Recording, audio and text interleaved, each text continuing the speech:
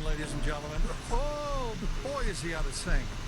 That even sounded, it was a tenor sound, wasn't it, Peter? Oh. And that is what can happen when you get it right on that heel.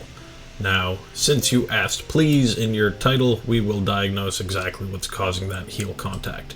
And the first thing to point out is where the shaft of the club begins at address and where it ends up at impact. You can see that if we just start with one line and see where your hands are at the impact position, you have fallen into the ball. Your weight is falling toward the toes, and we'll get to your setup and knee flex here in a second. So if we back you back up to your setup position and just draw a couple tight lines on your knees, let's watch how you flex your knees through this swing.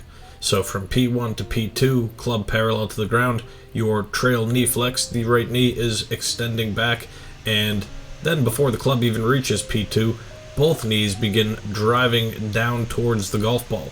That is your weight moving toward your toes and losing space for your hands to come down close to your hips or inside the plane in the downswing. The trail knee continues further down closer to the ball, again limiting how much room you have to get those hands and trail elbow back down in the slot or in the path.